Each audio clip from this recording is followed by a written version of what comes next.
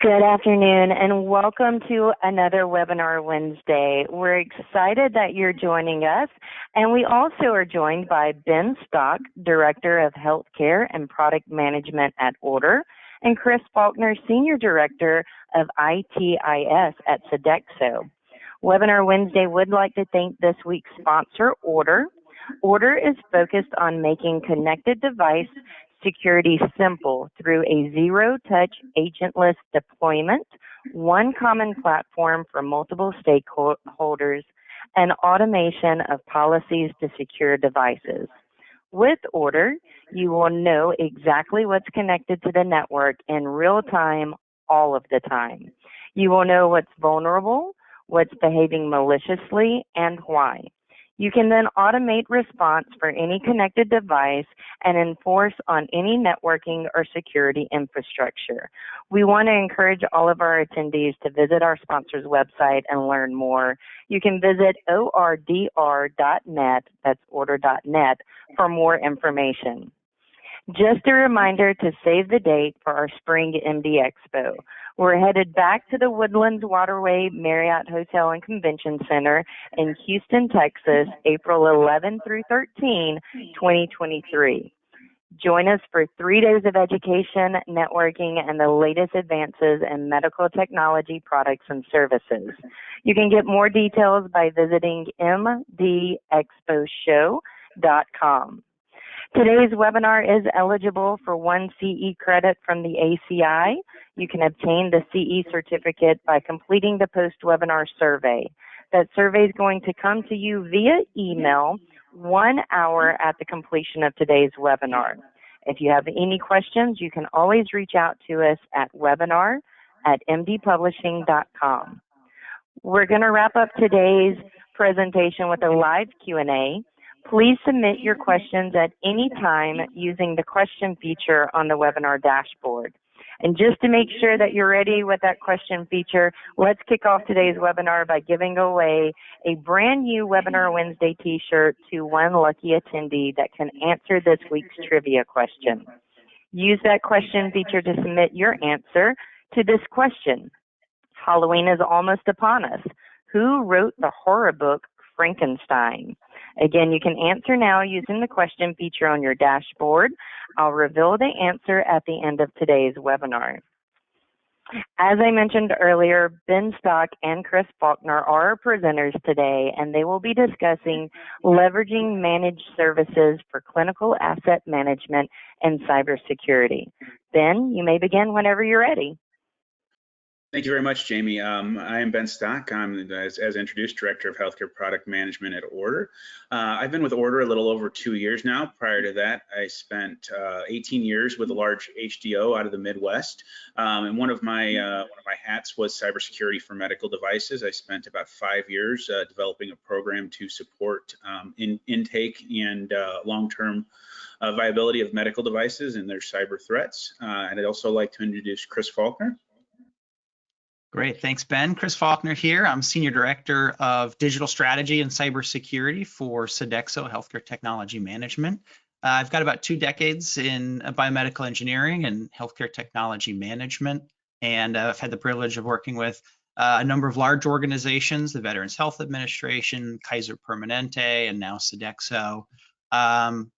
Helped to launch the Internet of Things and IoMT cybersecurity programs at Kaiser Permanente. And now my work with Sodexo is to take that work and scale it across all of our customers in the healthcare space. Very happy to be here today. Thanks. Thank you, Chris. All right, so I think we all know we have a problem, and it's not getting any smaller by this slide. You know, if you asked a couple of years ago, the average was 10 to 15 devices per hospital bed, and we're creeping up to most statistics of 15 to 20 connected devices per bed. Now, that's all devices, not medical devices, but everything we do connect, although it does increase our efficiencies within patient care, it also opens up our threats to the outside world if not properly done. There's tons of device manufacturers out there, and they're producing products, and they're doing a lot better than they used to, but they still are struggling to put security in top of mind. So it's left to the organizations to deal with security flaws within the products, not necessarily the ones that are there when we buy the product, but the ones that may become known, as the product ages, and our lifespan of these products is growing as organizations are financially impacted with all the things we're facing in the world today. Most results you see of hospital numbers are everyone's losing money, and it's across the board, and there's no real rhyme or reason to it. But with that, we don't have the capital dollars. We need to replace those devices, so we have to figure out, alternative means to protect them. And a lot of these devices, due to the proliferation of the electronic health record and the ability to put more information into a patient record, devices we never thought we would see connected to the network are now being connected to the network to deliver patient care. I mean, things as small as scales are going onto the network just to ensure data accuracy and ease of use for the end users. So those challenges that I talked about, this is a little bit of a more in-depth slide. We're seeing Windows operating systems on the network that shouldn't have been, they're 5 years past due of being replaced.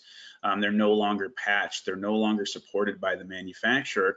But this is equipment that is critical to delivering patient care.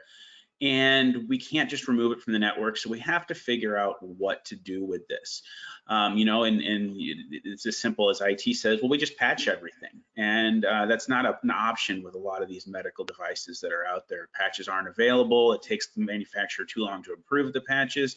And then there's proprietary networks that are associated with these devices. Patient monitoring sits on their own network and so forth.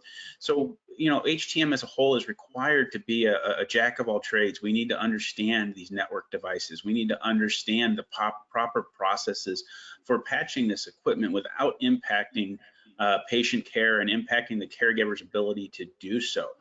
And that speaks to the point of the complexities of the ecosystem of medical devices, and we don't have necessarily the tools that we need to do this. And when we're working with tools that were designed around IT security, agent-based tools that you need to put something on a device that we're just not allowed to do with medical devices in all cases. So we need tools that meet the needs of the HTM industry and also don't impact patient care and are kind of seamless in their ability to deliver the services that are needed. So Chris, I'll turn it over to you with this slide. Yeah, thanks, Ben. I think Ben did a great job of really highlighting what the challenge is in this space. And I know, everybody on this call, we probably see it and feel it every day. So the logical next question is, what do we do about it, right? How do we launch the right cybersecurity programs in the right way to get ahead of some of those challenges and risks that Ben outlined? Unfortunately, this is a lot easier said than done. I got into cybersecurity around 2013. I should say I was pulled into cybersecurity around 2013 when we started to see an increase in attacks on IoT. It started in retail, and we really got concerned in the healthcare industry, as many of you know. And the organizations I was with at the time made the right move to start investing. But where to start? All the thoughts, the questions in our minds, everything that Ben just outlined, and then really a lack of guidance that would say, here you are at the starting line, here's how to start to develop and grow and mature your program. Now, there are many, many standards out there. Of course, I asked my cyber and IT colleagues as we were starting out around that 2013 timeframe, where do we start? How do we do this? And they said, oh, go look at the standards, go look at NIST, CIS Top 20. They'll tell you exactly what you need to do to build your program. And these frameworks are fantastic. They outline just a wealth of information.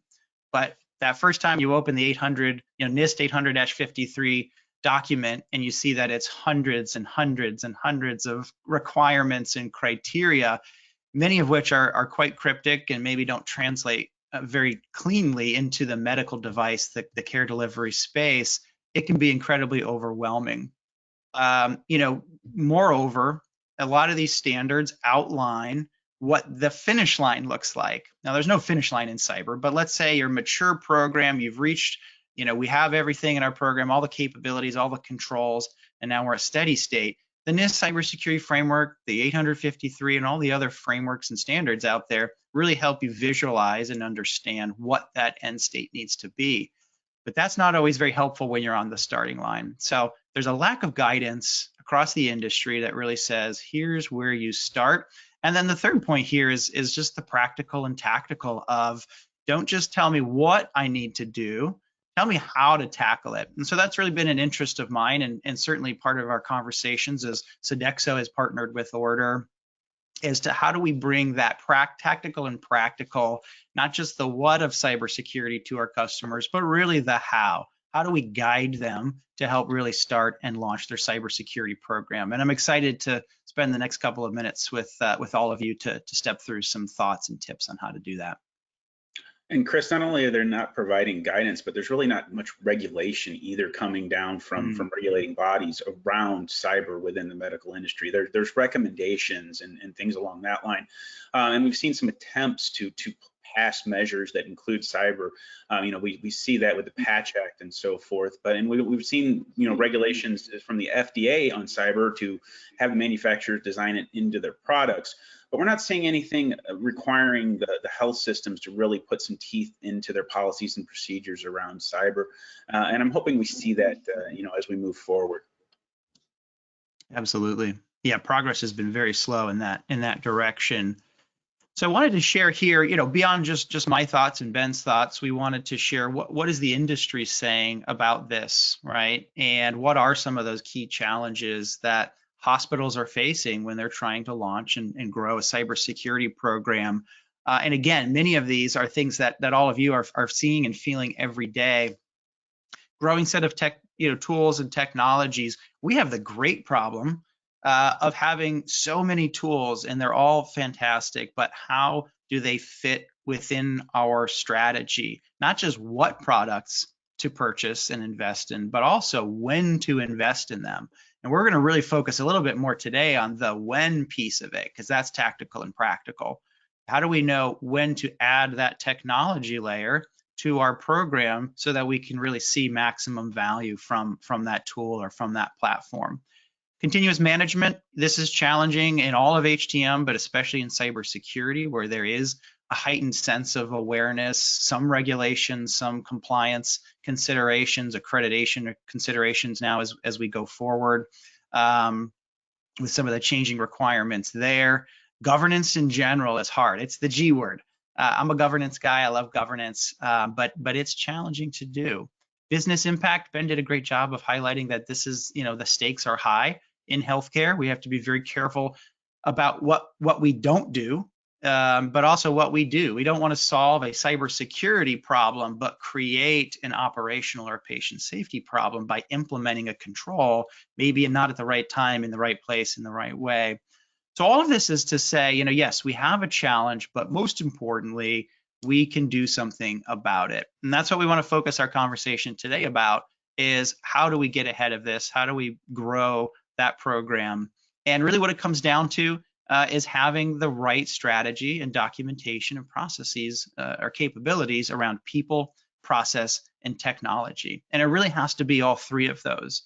Just the technology piece, great, you're going to get visibility, you're going to get alerts and analysis, but you're not going to have people to take action on that. You're not going to have people to interface with that platform and to mitigate risk, to take action on those alerts and vulnerabilities. Just the people, you're not going to have the tools, you're not going to have the visibility, just the process, right? So you need all three of these things together to really have a robust, mature program. Thanks, Chris. I don't think I have much to add to that. So this really starts with the organization and getting buy-in about your mission and being very passionate about this.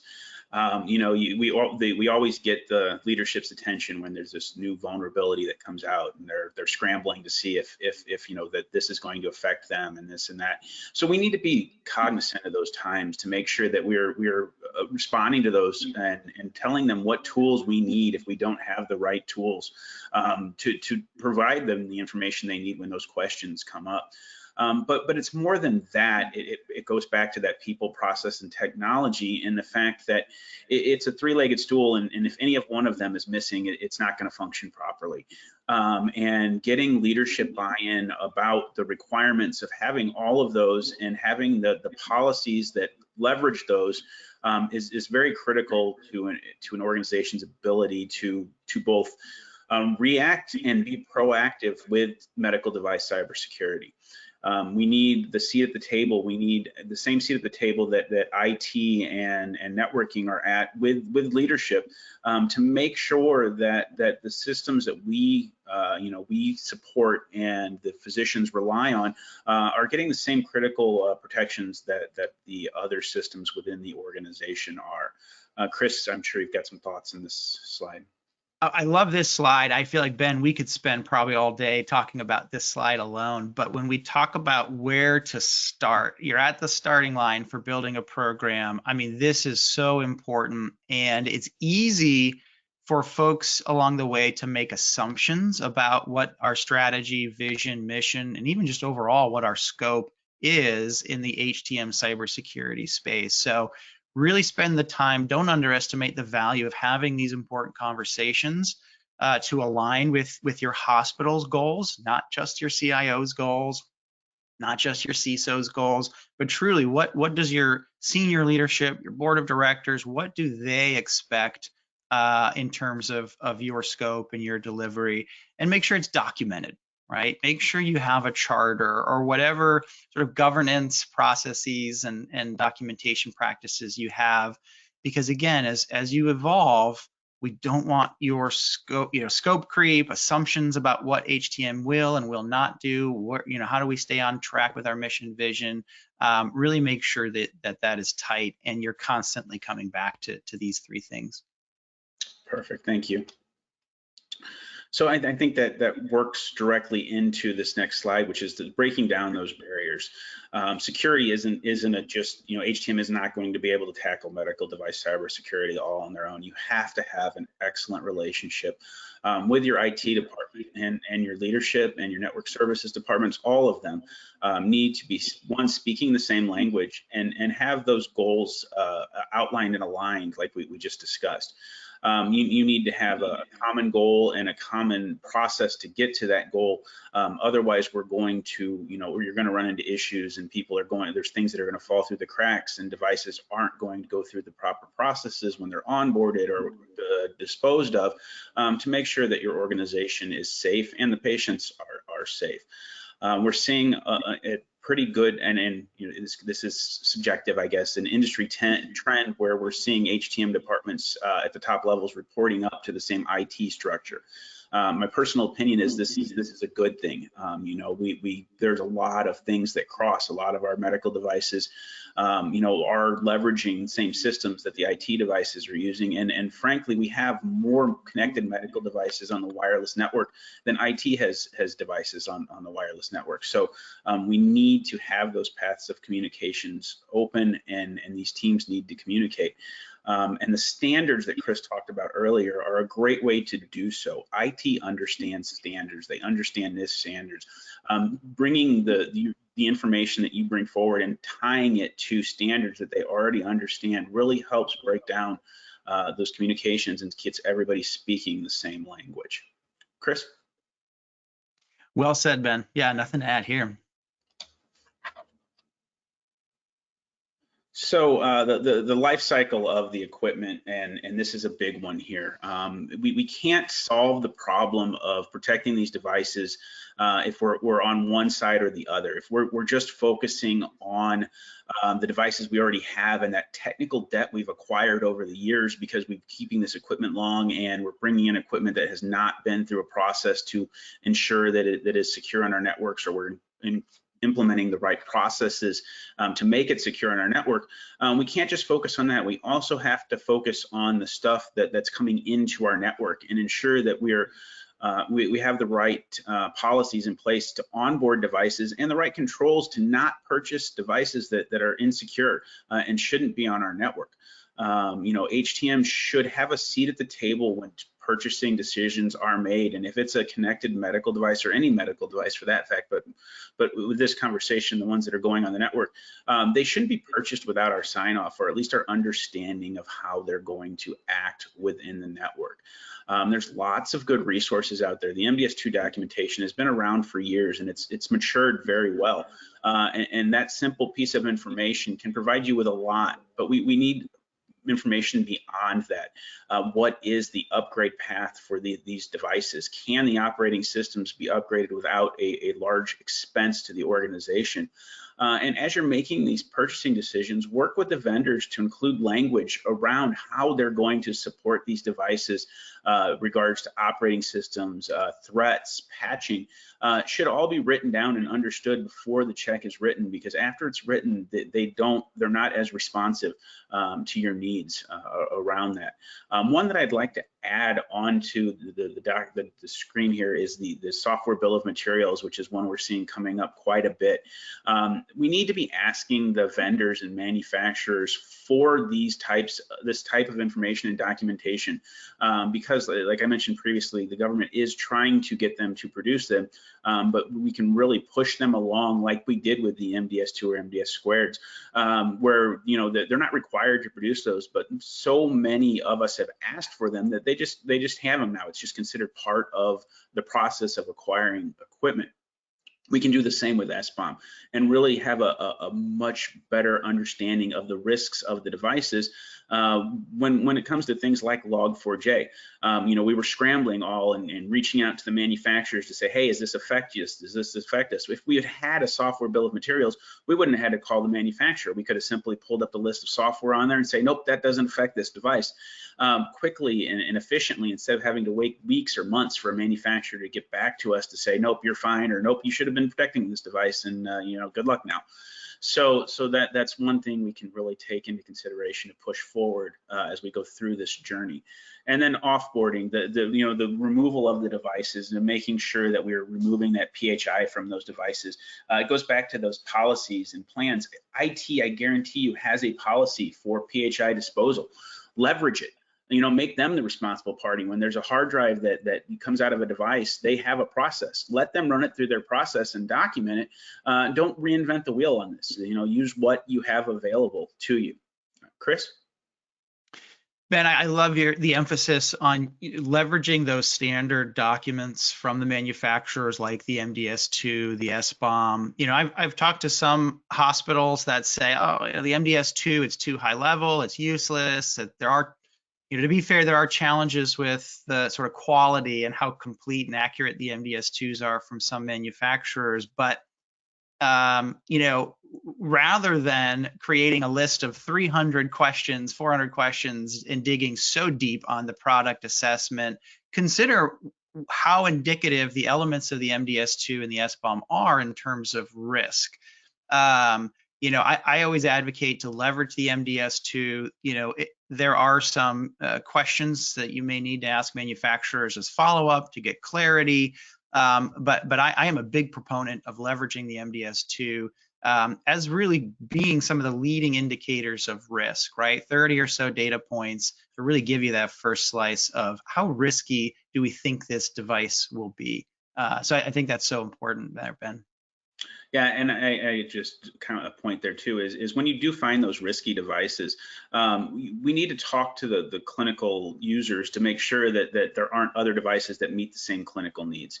By purchasing a different product that meets the same clinical needs but is more secure, you're helping your organization out. Now, there are cases where it is the only product that meets the clinical need, and you need to have those policies and processes in place to onboard devices like that, but make sure that you have the right processes in place to make sure that they are secure on your network, they're segmented or something like that, depending on what tools you have available. But you can't remove equipment that because of security, even if it's clinically necessary, we have to figure out a way to work with it and make it safe to use. I love that point, Ben, right? It's not just how risky is the device, it's what can we do about the risk that's there. Every device will have risks. So I think that's so important, Ben. So in terms of, how do we approach this, right? How do we phase things? How do you partner with a technology vendor? How do you drive towards results and operational benefits for the hospital at large? That's really what we're going to focus on over the next couple of slides here. What I'm sharing here is some of how Sodexo has sequenced some of our work in our partnership with Ordr. We talked about people, process, and technology, and that's really what you see in these first two phases here. Sodexo, we are a people company. We are actually the 19th largest employer in the world. Of course, we're known for food services and nutrition, and we're in a lot of verticals. Certainly our healthcare vertical is the most rapidly growing. And we bring the managed services side of it. We focus primarily on people and process within the HTM space. We're all about how do we bring the right talent, make sure that we're investing and developing those resources. We spend over $1 million annually on technical training. Cybersecurity is a big part of that, as we'll talk a little bit about later. What are our processes? Governance. I mentioned I'm a big fan of governance, and so how do we have the right conversations, as Ben pointed out a few slides ago? How do we have the right conversations with the hospital leadership, align on mission, vision, value? How do we make sure we have data? We have the MDS2s. We are evaluating and collecting the right data points on our legacy assets and our incoming assets, and we're driving decisions based on data about what we believe will reduce risk. Hands-on mitigation. So the last thing we want to do for our hospitals is say, you have a lot of risk. See you later. We're out. We're gonna go over here and let you worry about that, right? So we're always focused on helping them identify risk and then helping them figure out what are the actions that Sodexo can take, what are the actions the hospital can take to really mitigate those risks. And of course, the technology layer plays a huge role in that. So once we feel comfortable with people and process, we really add that technology layer, as we'll dig into a little bit more on the next couple of slides, to bring that better visibility, to accelerate our collection of data, automate where we can, and really help us deliver the managed services better, faster, and more efficiently. Ultimately, all three of those are fine, but what we really want to drive is what you see on the far right-hand side of the slide, which is a laser focus on risk reduction. We believe that's value to most hospitals. Obviously, cost avoidance, patient safety, compliance, all of these are valuable. But at the end of the day, how we get there is through demonstrating risk reduction. There's also other operational benefits. So if we broaden our view beyond just the cybersecurity vertical, we can think about capital planning, right? The people, process, and technology that we were able to deliver helps us have better data to make better decisions about capital planning, where to phase equipment out, where to phase new equipment in, so utilization, throughput, patient workflow, certainly regulatory, tracking of issues and alerts, and audit, right? Audit is huge. We want to be able to help our hospitals pass audit, particularly in the cybersecurity space. Anything, Ben, here you would add? Yeah, the whole thing on utilization and capital planning, I think another thing you need to consider with utilization is not necessarily is replacing the devices, but if the device is worth having at all. If the device is a risk to your organization and it's being used, once or twice a month, and there's other solutions for it, those tough conversations need to be had with the departments and with the leadership to say, hey, I realize that there is some use for this product left, but we're not utilizing it, and the risk of keeping it on our network outweighs the clinical risk we're getting at. And that falls into those processes that need to be in place. And it's one of the ones that kind of gets overlooked sometimes. Mm-hmm. So utilization of technology to optimize the operations there. This is kind of a whole. I know we're talking clinical engineering and HTM here, but this is a whole hospital problem. If we can't deliver care if the HVAC system is gone down and your OR rooms cannot operate unless the temperature and the humidity is right. You can't move patients from floor to floor if your elevators aren't working. And these are all systems that sit typically on the same networks that our medical devices sit on. Historically, hospitals, even separating with VLANs and subnets, are relatively flat networks. We don't do a great job of separating devices from one another because a lot of these devices need to communicate with one another. But with the right information and the right tools, we can start pulling these devices out that never need to talk to one another and putting them into logical groups that are separated and protected. So we can't reach out to an elevator controller from one of our medical devices for some reason. The security cameras are notoriously bad for this. A lot of them have to reach back to the manufacturer to stay functioning, and a lot of them have administrative passwords that are hard-coded or just never changed. And these are all on our network and all introduce risk to our medical devices. So working with these, these other parts of your organization, your facilities department and things like that is critical to making sure that your devices are safe. Because if your network isn't safe and other devices on your network aren't safe, you're really kind of just you're bucketing water out of a boat that's got other holes in it, and it's just not making headway. Any additional notes on that, Chris? Well, I love the view, the breadth of technologies that we see. Obviously, just some examples on the slide here, but once we have people, process, and technology in place, you can really start to dig into things you may not even have known were on your network. I see on here, for example, an Alexa home assistant, right? Why would we have one of those in a hospital? But guaranteed, somewhere in your hospital, there's a Raspberry Pi, there's a PlayStation 5, there's an Xbox, there's things that you just wouldn't think are on the network. And so I'll kind of bring that back into that scope discussion, not to say that HTM has to take on some of those oddball technologies, but as supporting the hospital's goals, we do want to make sure we're pushing that conversation to say, hey, we're seeing these things in the Ordr interface. We're seeing Alexas and PlayStations and all this other stuff. Who is managing that? So it's a really great opportunity for HTM to show value that's much broader than just HTM, right? As thought leaders within the hospital. And you can't forget the CISO's Tesla that usually ends up on there as well. So we've actually seen this with some of our customers. And Mayo, I know they're not a great example. They're a large organization with lots of resources.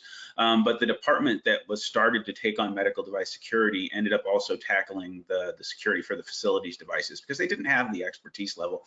And they could leverage their economy of scales to take on those additional tasks. And it's been received very well within that organization. So now starting to get a little bit more tactical and practical about, okay, we're at the starting line again. How, to help me understand, where do I start? How do I sequence things? This is an example. It's a very, very up-leveled, model that certainly we use in HTM at Sodexo to help our customers understand how we might sequence the launch or growth of a new program. And again, it has to start with people and process. We call that being brilliant at the basics. And it's all the stuff that, I'm sure some of you are doing today, but you need to make sure that you're doing more programmatically. You're thinking about it from a cybersecurity lens. These are things like data collection. So making sure you have the right documents that Ben outlined earlier, the MBS2, the SBOMs, and you're digitizing or translating some of that data into your CMMS or whatever your source of truth is there, so that you can make the right decisions, informed, data-driven decisions about how best to manage your assets.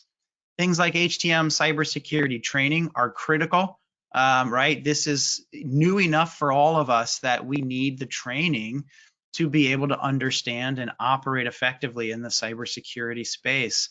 We have, for example, as Sodexo, we have a mandatory 6-week cybersecurity training program that we put every single one of our HTM employees, all 450 plus of them, are required to go through this course. We also have other training for more advanced folks that want to progress their career in the cybersecurity space. And we'll talk a little bit more about what that looks like towards the end of the session here today. Risk assessment, and more importantly, what do we do with all of that data? We just spent months collecting data, and what do we do with it? That's what's important. And so going through analysis, identifying where we have risks and gaps, where we have opportunities, but also recognizing excellence. It's easy for us to want to arm wrestle and shine a spotlight on the manufacturers that don't do cybersecurity very well. But I've always made it a priority, certainly in my work, to highlight to our leadership manufacturers that are doing it right. Right? That helps us build confidence that the technologies that we are helping to bring into the hospital are meeting our requirements, are meeting our expectations. So think about the good, the bad, and the ugly when you're doing your risk analysis. Device hardening, cyber hygiene, doesn't have to be crazy advanced controls, right? You see down there sort of at the bottom or the more mature tier where we look at some more complicated controls like identity and access management, password vaulting, monthly programmatic patching. Those are very challenging controls and take a lot of thought and effort and strategy to implement. But there's some really basic things we can be doing at this sort of first entry level tier around turning on the right features that the manufacturer recommends. If Windows Auto Update is supposed to be on, make sure it's turned on. If there's services, ports, things that are supposed to be turned off, make sure they're turned off, right? So these are the basic things we can do to leverage the inherent controls that the manufacturer spent time and effort to build into the product. And then cyber hygiene. These are the best practices, day-to-day stuff, the little things that we can do to prevent the spread of cyber vulnerabilities, to prevent the spread of attack. So just like we wash our hands and we wear PPE when we think about infection control, simple, everyday things, we want to make sure we have cybersecurity checks in all of our corrective maintenance work orders, preventive maintenance work orders. Anytime we touch a device or we're out in the field, our folks are aware of cyber and they're thinking about and looking for things that may be working well or perhaps might be indicative of risk or malicious behavior. Once we have the basics perfected, or at least we feel really good about it, we've got a solid foundation, we want to very quickly add the technology layer. And that's where now we've got all three, people, process, and technology together, which is an incredibly powerful combination. The technology has been just outlined, right? It's going to give us that visibility, automation, detection, response, right? This will help us come together with our hospital leadership, with the board of directors, whomever is really the governing body, and have actionable plans that we can manage and take action on. The last thing, as we alluded to in a previous slide around operational excellence, is don't neglect some of the other ways that we can use data to locate assets, to look at policies, look at other types of alerts, and track those and really take action on them as well. Thanks, Chris. And one thing I want to add to this slide is we talk about the training for HTM and the security awareness. What I think we have a lack of also in the industry is the training of the end user. They get cybersecurity training on phishing and emails and don't click this link, but there's no education going out to everyone to say, hey, don't open the browser on the medical device and open Pandora just because you can. These are things that most of the time the end user really isn't thinking about. They're just looking to be able to play music for the patient to make them comfortable or do something. They're not looking to circumvent the system, but they're introducing risks into these situations. And it's our job, when we're doing these cybersecurity type PMs or maintenance, when we're doing these, have conversations around the use of the equipment. Hey, if you see something weird with the equipment or something like that, or it's acting funny, don't hesitate to call and let us know, because it could be that one key thing that helps you figure out there's something going on with that device that's not exactly right. So I think it's our responsibility as HTM to help educate the end users as well about the proper cybersecurity use and things we shouldn't be doing with medical equipment. Yeah, excellent point. Yep. So again, continuing kind of the how piece of it, right? Not just what should be part of a program we might get from the NIST CSF or other standards, but really focusing on how do we do this. Let's talk about securing medical devices, right? Not always an easy proposition. And so what we've found to be the most successful is to come up with a thought model that you can use. You can also socialize with your customers, your leadership, so that they know how you're going to approach the next thing. Whether it be your CIO saying, I want antivirus on every medical device, which is how a lot of my conversations start, and it's never a no, it's a yes, but let's step through our process and determine what we should do, what we can do, and what we will do. right? So you don't have to use this model. You're welcome to borrow this from the Sodexo HTM team, but think of some way that you can really simplify and be repeatable in how you approach cybersecurity challenges. So I could spend probably all week talking about this model alone, but just really briefly, and it is fairly self-explanatory. But should do is all about setting the right expectations. I'm a strong proponent that we need to be holding medical devices to the same standard as any other network connected technology in the hospital. And that historically has not been the case.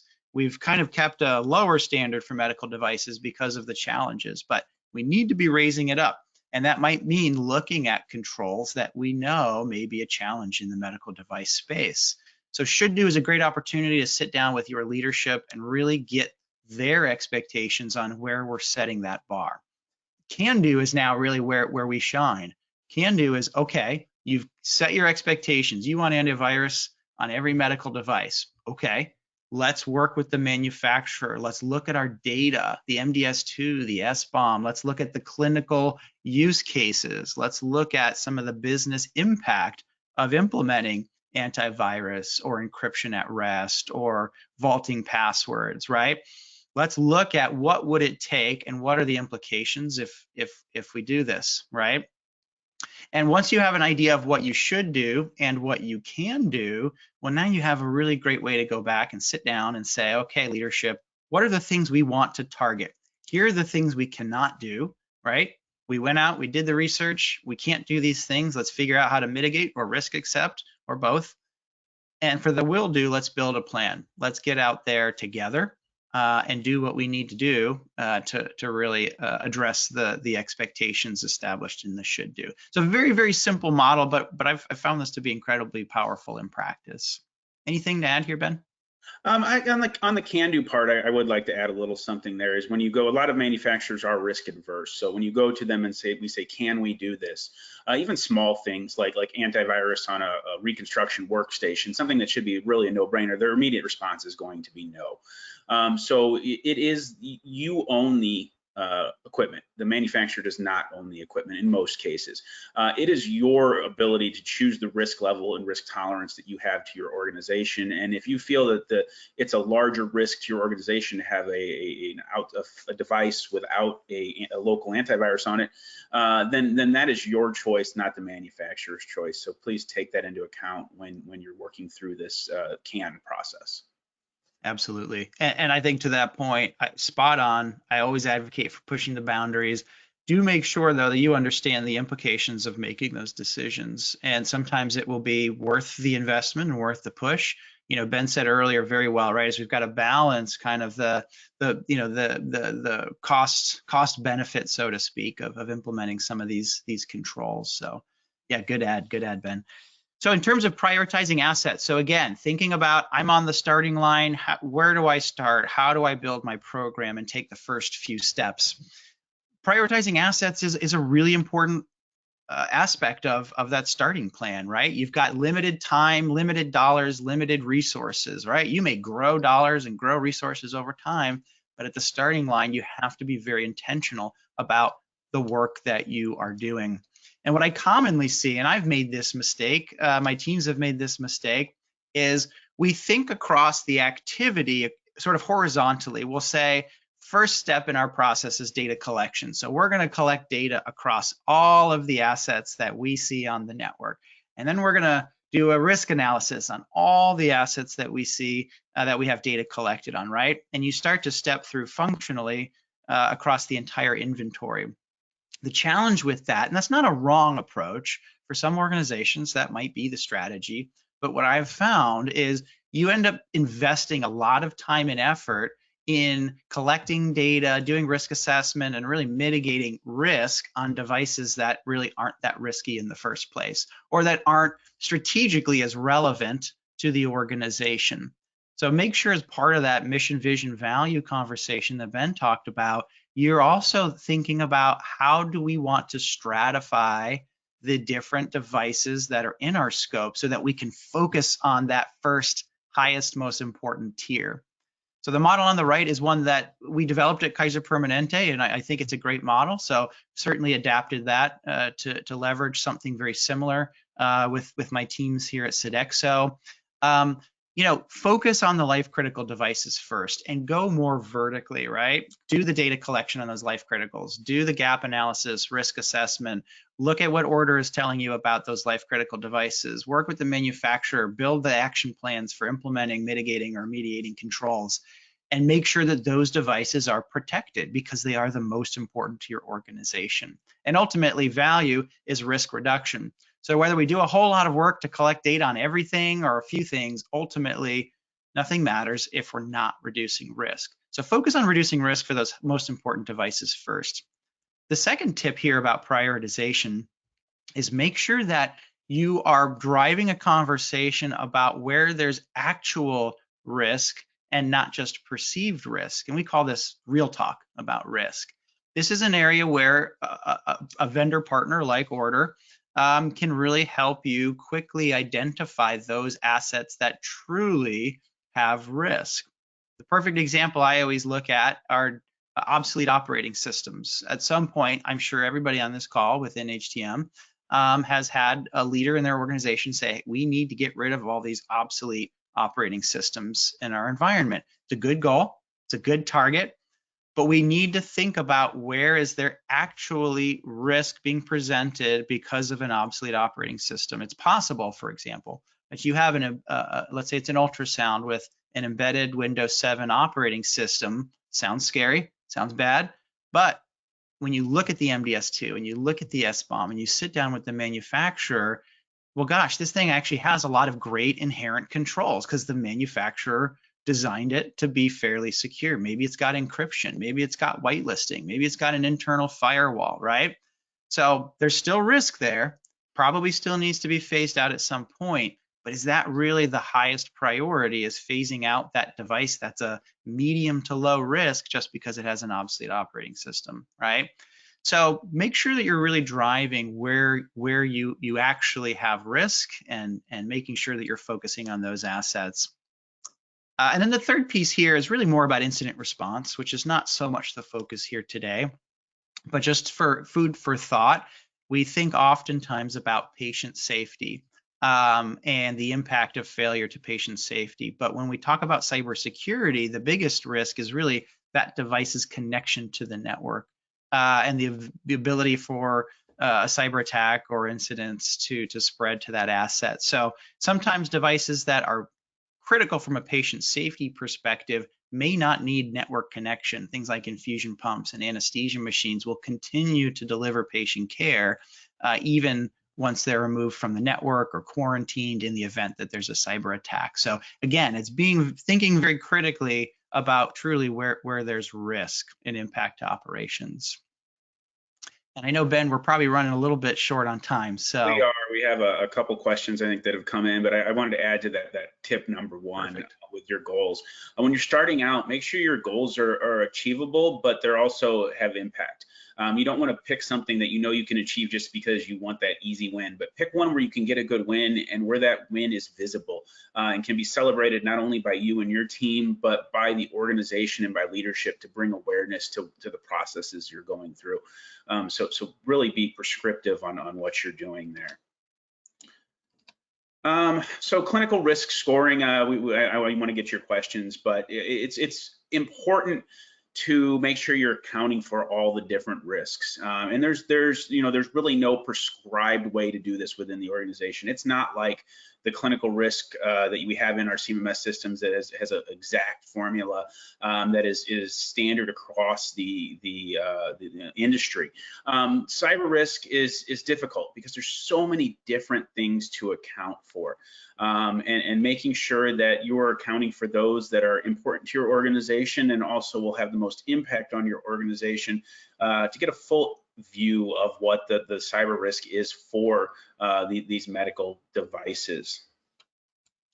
And this was one I wanted to make sure we hit, Chris. So I you can talk about this for some questions. Yeah, I think this is a good pausing point after this. So so in terms of how do we take all of these factors and determine Okay, great. Of the hundreds and hundreds of criteria and controls within the NIST frameworks and all the other standards out there, where do we start? Where do we start when we're thinking about controls and building capabilities? I'm a very visual person, so I always think in terms of grids and how do I plot things, on an X, Y axis. And that's really how I've approached where to start investing in capabilities development with my cybersecurity programs. You could certainly approach this in a qualitative way. You could do a highly quantitative version of this. I've done both. I've actually found the qualitative, the gut check approach tends to be pretty much the same results as the measured, very scientific approach. And what I'm sharing here is really just my gut check, right? So don't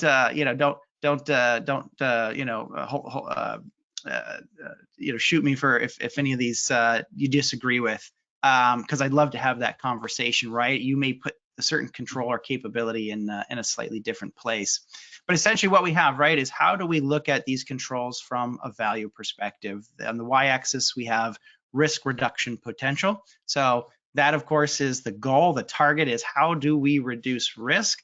Certain controls will have a lower ability to reduce risks. They're important, but maybe aren't going to be as impactful in reducing risk. Others are going to be much higher along the y-axis. Along the x-axis, we have that value piece. So in our case, we think about level of effort. So how challenging, what is the amount of investment of time and effort to really bring this capability to maturity or to implement a certain control? You could just as well put dollars here. If you wanted to put dollars, you could put resources, right? You could put essentially what is most important to you in your program along the x-axis. And when we put these controls where we believe they should be in terms of level of effort and risk reduction potential, we start to see some clusterings. We start to see some buckets that really are insightful in terms of where we should be investing our time and effort. The first bucket I see here is the just do it. Those are the things very similar to what you saw in the brilliant at the basics tier, or the brilliant at the basics starting place on a couple slides back. And these are the things that I highly recommend you consider right out of the gate. We talked a lot about cyber hygiene. We talked a lot about training and doing some analysis of the data that you have available to you to really start making those informed decisions and really starting to develop the capabilities of your program and your team. We also see the highest impact controls. Again, these are my thoughts. So you may absolutely disagree and you may put other controls up there, but in my experience, I've seen certainly device hardening, vulnerability management being really at the core, I think, a lot of the HTM cybersecurity activities, and certainly endpoint protection can be highly effective, but a little bit more challenging to implement. So these are things that maybe are a secondary priority, or you start to get into the pipeline earlier on in your program. The third thing I'll point out here is we see that some of these more challenging controls like inventory excellence, and let's be honest, inventory is challenging, right? Network monitoring, vulnerability scanning, having that visibility to risks and vulnerabilities. These are all very challenging to do, but when you add that technology layer, the Ordr or other IoMT security tools, you can actually see that those start to shift a little bit to the left in terms of level of effort. So it's another opportunity to really demonstrate the value of that technology layer. So I highly recommend you use something like this to visualize and help justify the controls that you prioritize, not only with your leadership, but within your team as well, right? Folks always want to know why. Why are we doing this and not that? So use something like this to help map it out and really build out your roadmap for how you'll get to that finish line. Thanks, Chris. And I would argue that physical security should be higher as my key point, because the one event that I've had to deal with was a device that just got walked out the front door and cost a lot of money to the organization because it had PHI on it. So that's just my disagreement there. I love it. So cybersecurity is people powered. I think we're going to move through some of these slides pretty quickly. I think we've really covered the people and the process. And one key point here is I think we need to focus on education for biomeds in this area and really reward your biomeds that are pushing to learn this technology and learn the cybersecurity part of it, and look for places in your organization where you can use internal resources to help them with that as well. Same thing, developing skills in that. And Chris would speak to this with more time if we had, but the Sodexo does have a great program for their biomeds to teach them cybersecurity. Yeah, the key here is that cyber confidence piece is so important. Absolutely, really just having the confidence to know what they're talking about, especially when they're interacting with IT. We get a very bad rap with IT when we can't at least partially speak the language that we're talking. Yeah. So with that, Jamie, I think we had a couple questions. We want to make sure we get to those. Absolutely, Ben. I think we've got time to get through two. First attendee question that was submitted. Our hospital has multiple devices that are connected via hospital access points. If a device is handed over to the wrong hand, how can we mitigate any potential threats? Chris, any thoughts on that, or? Yeah, I wonder what we mean when we say handed over, into the wrong hands. I think using central authentication, Active Directory where possible is really key. Again, that's going to be one of those more challenging controls to implement safely and effectively. We don't necessarily want to, some devices have default passwords that maybe should have default passwords. And I know CIOs are, don't want to hear that, or no passwords, right? But where we can, if you have only credentialed users able to access that device, one, and two, limiting their level of access. So making sure that we're doing sort of the minimum necessary level of access. Those general users won't have the ability even to, if they access the device, they certainly won't be able to get into the back end. So there's some defense in depth controls there. Again, not the easiest ones to implement, but I think there certainly are ways to address that. Yeah, and I agree. It's really going to be very device dependent. If it's a Windows or Linux or some form of operating system based device, your processes are going to be different than if it's an IoMT based device where it's a proprietary operating system by the manufacturer. Though those Windows based devices, I mean, they have controls inherently within Windows that says, hey, if there's no movement for this period of time, require a password to log back in. Implementing those and making sure when you're putting those products out, those are there. They're an annoyance to the user. And I know you as a person have been there and said, hey, I don't want the screensaver to come up, but it does. Those are controls we have to make sure are implemented for situations like that. All right, guys, with that, I think we can get through one more question. This is one of the attendee questions. How does Sodexo determine the amount and type of resources needed to help HDOs with their cybersecurity needs? Sure. Yeah, it's a great question. I'll be as brief as possible, but we look at the scope and complexity of what's ahead of us. We have customers that have primarily outpatient focus, and so it's smaller number of devices, smaller complexity.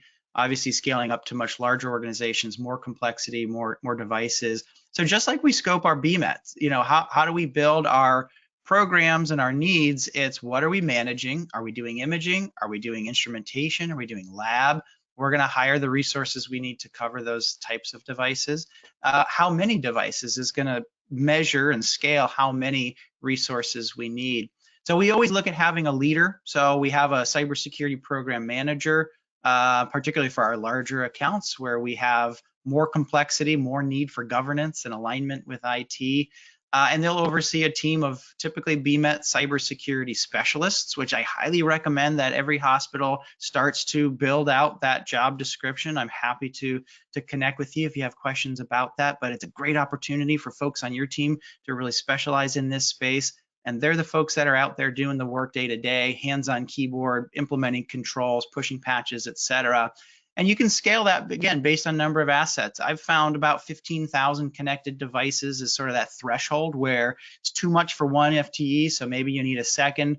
For a hospital of medium size, that's 30,000 devices. Maybe it's two BMET cybersecurity specialists. As you get into some of those more complicated controls, consider adding a clinical systems engineer. Clinical systems engineers have the ability to understand the technical, but they can also help to build strategy through analysis and data and socialize those with your leadership. Ben, anything you would add to kind of how we might shape the size and types of resources? Nothing with the time we have left. I think we need to go ahead and wrap it up, but that was a great explanation, Chris. And Jamie, go ahead and take it away. Awesome. Thank you for your time today, Ben and Chris. This has been a great presentation with lots of information for our attendees. I do want to encourage all of the attendees to visit the sponsor's website, ordr.net, ordr.net. As promised, the answer to today's trivia question is Mary Shelley. So congratulations to our winner, Scott from Lexington. Your new Keep HTM Weird Webinar Wednesday t-shirt is in the mail on its way to you. Quick reminder for everyone that CE certificates are obtained by completing today's post-webinar survey. That survey is going to come in 1 hour from right now via email. If you have any questions or challenges while submitting the survey, you're welcome to reach out to us at webinar@mdpublishing.com. Don't forget to check webinarwednesday.live for upcoming webinars. We have one every week through the rest of 2022. I believe our cutoff is the second week of December, and we already have some great webinars lined up for 2023. TechNation, you make this a great afternoon. We're going to see you back next Wednesday. Enjoy your day.